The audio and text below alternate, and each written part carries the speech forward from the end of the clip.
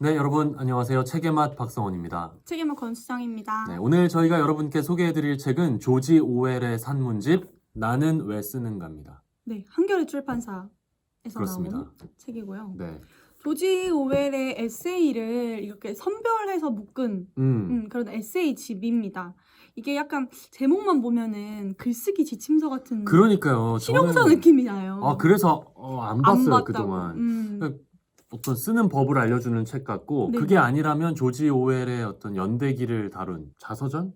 뭐 그런 거라고 생각을 하고 저는 안 봤었는데 네. 이게 아니라 단편 산문들이 이렇게 모여있는 모음집이더라고요. 그렇죠. 조지 오웰이 쓴 29편의 에세이가 총 실려 있는데요. 네, 조지 오웰 하면은 소설이 1984와 동물농장이 맞아요. 제일 먼저 생각이 나잖아요. 그거밖에 몰라요.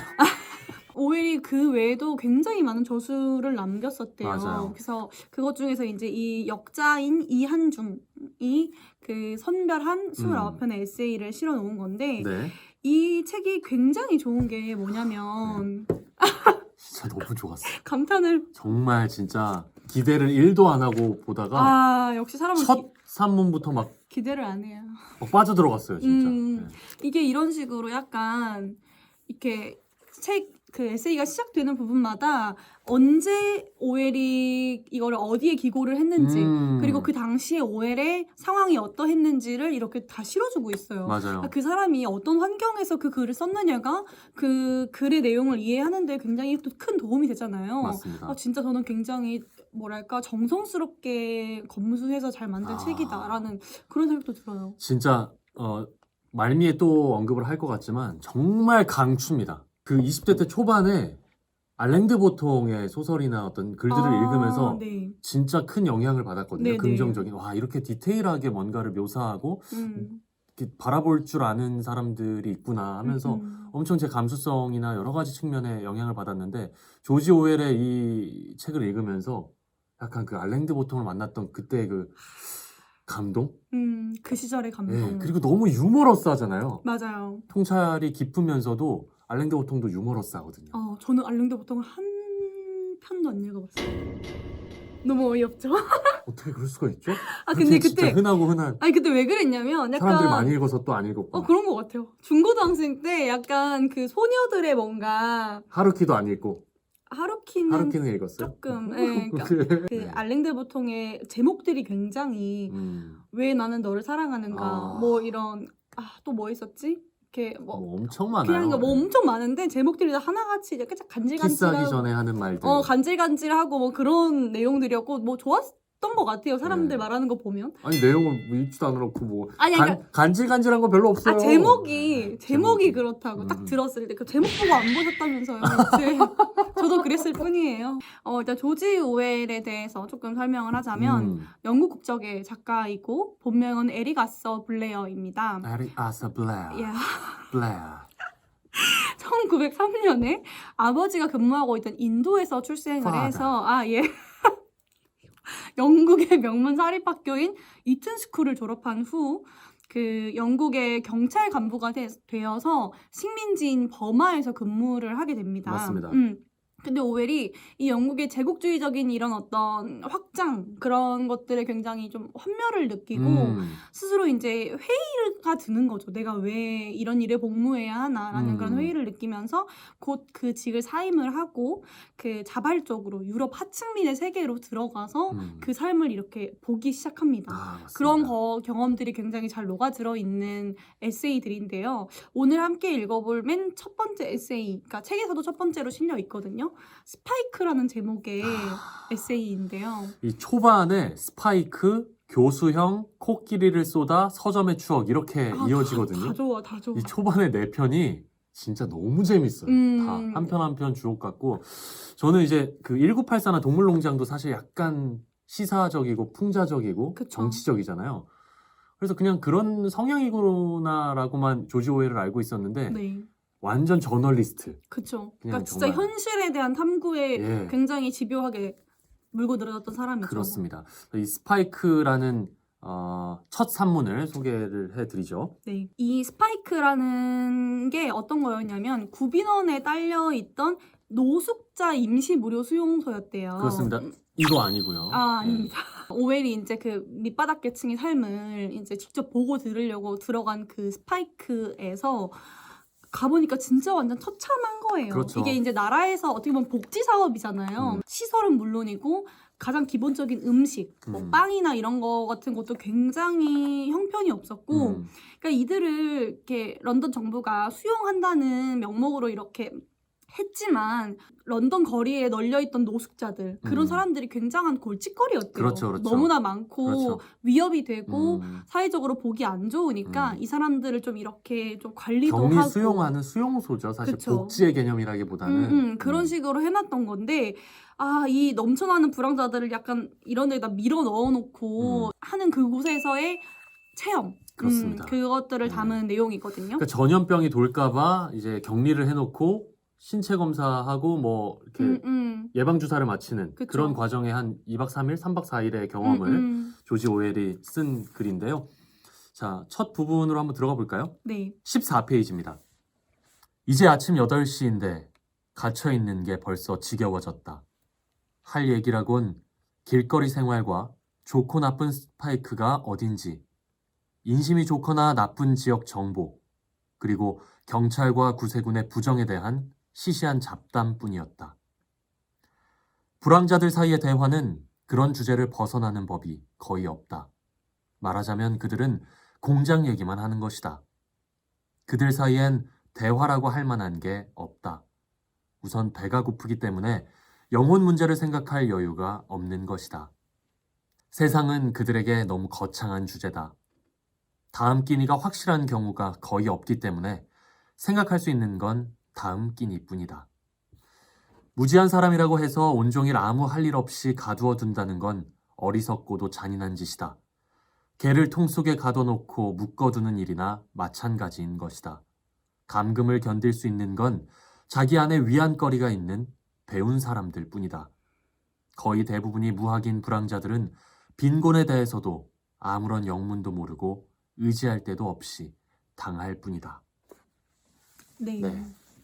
이 부분을 읽으니까 예전에 성원 씨가 해줬던 말 중에 뭐 예술가들은 만나면 돈에 대해서 논하고 자본가들은 모이면 예술에 대해 논한다. 오스카 와일드가 했던 말. 네, 그 얘기가 딱 떠올라요. 그러니까 결국에는 먹고 사는 문제가 해결되어야만 사람은 철학이든 예술이든 생각할 수 있는 여력이 된다는 거죠. 그렇죠. 그러니까 뭐 가난한 사람들은 왜 저렇게 저급한 얘기만 해? 뭐 그냥 막 하루 벌어 하루 먹고 사는 그런 얘기, 뭐 뭔가 이런 이상적이거나 그런 지적이거나 철학적인 그런 그쵸. 이야기는 뭐 없고 그냥 뭐 매일 하는 그냥 그저 그런 얘기만 하고 산다. 그러니까 이렇게 생각할 수가 있는데 직접 이들의 삶에 들어가 보니까 오웰이 당장 오늘 저녁에 먹을 거, 내일 아침에 먹을 게 없는데 그럼 무슨 얘기를 하겠냐. 맞아요. 거대 담론을 얘기할 여유가 없는 거죠. 그렇죠. 이 사람들에게 세상이라는 거는 너무나 거창한 주제다라는 이런 통찰을 하고 있죠. 우리가 일상생활 살면서도 그런 경험이 있지 않아요? 그러니까 저는 가끔 뭐 친구가 전화 와서 정말 묵직한 삶의 주제 같은 거를 털어놓을 때가 있어요. 네네. 우리가 인생을 이렇게 사는 게 맞느냐 뭐 이런 그쵸. 거대 담론을 가지고 들고 오면 사실 하루하루가 팍팍하게 막 바쁘게 돌아가는 상황에서 그런 얘기를 들으면 그게 너무 배부른 소리 같고 그러니까 저도 옛날에는 되게 그런 것들을 얘기하는 게 좋았어요. 맞아요. 뭐가 될까? 무슨 일을 하면서 살고 싶어? 네 꿈이 뭐야? 이런 거 얘기하는 게 되게 좋았는데 어느 순간부터 그 말이 나를 불편하게 하는 거예요. 그러면서 약간 그런 질문들을 좀 피하게 되고 맞아요. 조금 너무 현실적인 그런 것들에 매몰된다라는 느낌이 들었을 때 약간 위기감? 어쨌거나 이 에세이의 압권은 마지막 부분입니다. 그러니까 스파이크에 입소할 때 이제 막 수색 같은 거를 하면서 담배를 빼앗겼어요. 그러니까 담배는 애지간하면 이렇게 안 뺐는데 네네네. 그때 스코티라는 어떤 좀 작은 사람이 뺏긴 거예요, 담배를. 그래서 그 안에서 오웰이 담배를 빌려줍니다. 맞아요. 그런 일이 있고 난 후에 스파이크에서 나갈 때가 돼서 오웰이 이제 나가려고 하는데 스코티가 급히 쫓아와가지고 오웰에게 말하는 부분이죠. 네, 제가 낭독을 해드려볼게요. 자, 이거 친구. 그가 다정하게 말했다. 자네한테 담배를 좀 빚졌잖아. 어제 나한테 선심을 썼지. 아침에 나올 때 불황자 감독이 내 담배꽁초 값을 돌려주더라고. 친절은 베풀면 돌아온다니까. 자, 여기 있네. 그러면서 그는 내 손에 눅눅하고 다 썩어 빠지고 구질구질한 담배꽁초 4개를 쥐어주는 것이었다. 네. 수정 씨는 이 부분이 그렇게 좋으셨나 봐요. 네, 저는 너무 좋았는데 약간 영화의 한 장면을 보는 것 같은 느낌? 고작 담배 몇 개비지만 이게 오웰한테 어떤 의미로 다가왔을까? 이 사람은 비록 불황자지만 임시 이런 숙소에서 뭐 전전하고 다니는 그런 사람이지만 자기에게 베풀어준 거에 대해서는 갚아야 한다라는 생각이 있는 사람이고 고작 그게 담배 몇 개비라 할지라도 돌려주고 싶어 하는 사람이구나. 아, 이 스코치라는 인물을 통해서 정말 약간 저는 오웰이 인간성을 약간 발견한 거군요. 그쵸. 그런 하층민에 대해서 우리가 어떤 인간성을 굉장히 이렇게 가리고 많이 보게 되는데 네네. 그런 부분들에 대해서 약간 탁 깨치는 그런 계기가 되지 않았을까라는 좀 생각이 들더라고요. 자, 오늘 조지 오웰의 에세이 나는 왜 쓰는가 소개해드리고 있는데요. 첫 번째 스파이크란 이 에세이 정말 압권입니다. 너무 재밌고 술술 읽히고 몰입감이 있는 부분이니까 꼭 여러분 읽어보시길 바라고요. 자, 두 번째는 서점의 추억이라는 에세이인데요. 이건 정말 너무 재밌어요. 네, 그냥 재밌어요. 너무 재밌어요. 네. 이 에세이는 오웰이 1934년 11월부터 약 1년 2개월 동안 런던의 헌책방에서 파트타임으로 일을 하던 경험을 바탕으로 쓴 에세이인데요. 맞아요. 그러니까 오웰이 앞서 뭐 경찰로도 일을 했었고 이런 서점 직원으로도 일을 했었는데 그 외에 무슨 BBC 프로듀서로 일을 한 적도 있고 스페인 내전에 직접 참가를 하는 등 정말 다양한 커리어를 밟았습니다. 그러니까 진짜 저널리스트답게 살았던 것 같아요. 경험해보지 않은 건 쓰지 않고 잘. 맞아요. 이 에세이의 첫 문장은 이렇게 시작됩니다. 헌책방에서 일할 때 주로 느낀 것은 정말 책을 좋아하는 사람은 드물다는 점이었다. 그렇죠. 아, 이렇게 시작하고요. 약간 조금 더 읽고 싶은데 초판 밝히는 속물들이 문학 애호가들보다 훨씬 흔했고 싼 교과서 값을 더 깎으려는 동양 학생들이 그보다 더 흔했으며 막연히 조카 생일 선물이라도 구하러 들르는 여성들이 제일 흔했다. 아, 너무 재밌어요. 맞아요. 첫 문단부터. 예. 이게 서점이라고 해서 막 고상하고 우아한 사람들만 와가지고 살 거 사가지고 나가고 그랬던 곳이 아니고 오웰도 약간 귀여운 진상 손님들을 많이 만납니다. 네네. 그 사람들에 대한 얘기거든요. 네, 43페이지인데요. 가볼게요. 이를테면 아픈 사람 줄 책을 원한다거나 1897년에 읽은 너무 좋은 책인데 찾아줄 수 있겠느냐고 물어보는 친애하는 노부인들이 그들이다. 안타깝게도 후자에 속하는 노부인은 제목도 저자명도 내용도 기억하지 못하지만 표지가 빨간색이었다는 건 확실히 기억한다. 다시 읽어도 웃겨요. 네. 이 표지 색깔만 기억한다는 그 말이 아까 귀에 들려. 뭔가 어떻게 말을 했을지. 그러니까 서점원 입장에서는 이런 말을 들으면 정말 아득하잖아요. 뭔 책인지 어떻게 알 거야. 네네네. 그러니까 이어지는 부분도 굉장히 재밌는데 일단 그 전에 그 친애하는 노부인 연기를 한번 좀 부탁드려도 이걸 또 이렇게 물고 늘어지시다니. 그렇죠. 이런 재미라도 있어야 저희가 시청 지속 시간이 너무 떨어지거든요. 네. 자, 몰입해서 갑니다. 친애하는 노부인이고요. 약간 진상 손님이죠. 그러니까 이제 그러면은 뭐 무슨 책 찾으러 왔냐고 한번 물어봐 주세요. 안녕하세요. 무슨 책 찾으러 오셨어요? 그때가 1800 어디지? 잠깐만. 1890. 그 스마트폰을 쓰시네요. 예.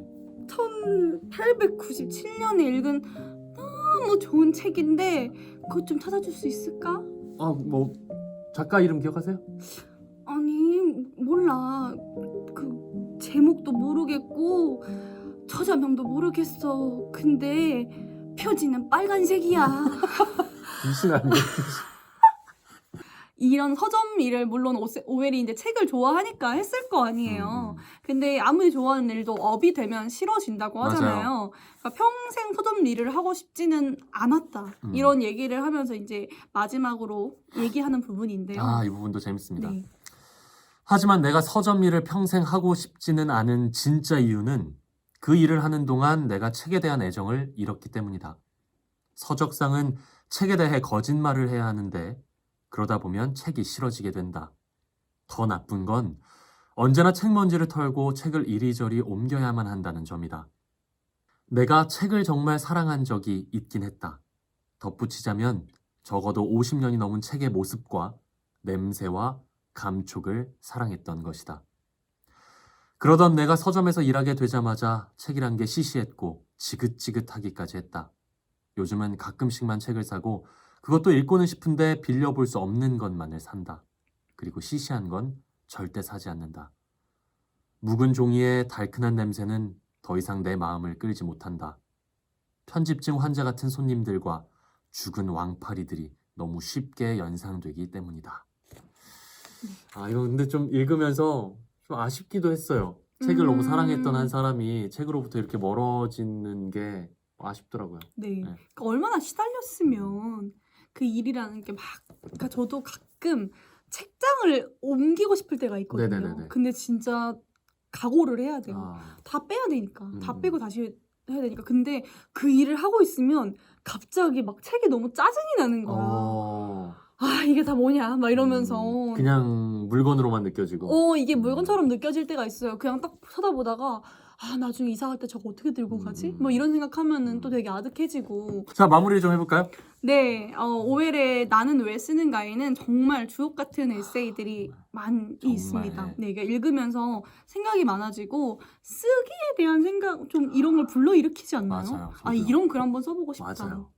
비슷한 생각했어요. 그런 생각 정말 들고 표제작 이 안에 이제 나는 왜 쓰는가라는 표제작이 실려 있지만 어떻게 보면 이 에세이들이 오웰이 가지고 있는 어떤 삶의 태도, 글쓰기에 대한 태도, 맞아요. 그러니까 왜 오웰은 내가 왜 쓰는가, 나는 왜 쓰는 사람이 되었는가가 이 사람의 어떤 그런 성향을 다 담고 있는 거거든요, 이 내용이. 맞아요.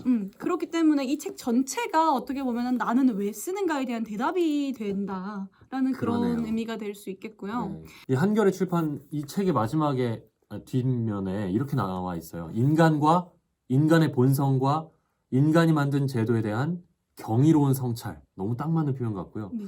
인습과 관성을 거부한 삶을 통해 시대를 초월한 생각을 틔운 사람. 이것도 너무 맞는 말이에요. 저는 이 책 읽으면서 조지 오웰이라는 인물, 남자에 대해서 완전히 매료가 됐고요. 심지어 제 카톡 사진을 막 조지 오웰로 바꾸고 싶은 충동까지 일 정도로 너무너무 좋았습니다. 그러니까 내가 오웰 책은 다 산다. 그런 내가 오웰 마음이 책은 들어요. 다 읽는다. 진짜로. 그런 생각 들죠. 예. 강추입니다. 오늘 책의 맛에서 조지 오웰의 에세이 나는 왜 쓰는가 소개해 드렸습니다. 네. 다음 책에서 만나요. 다음 책에서 만나요.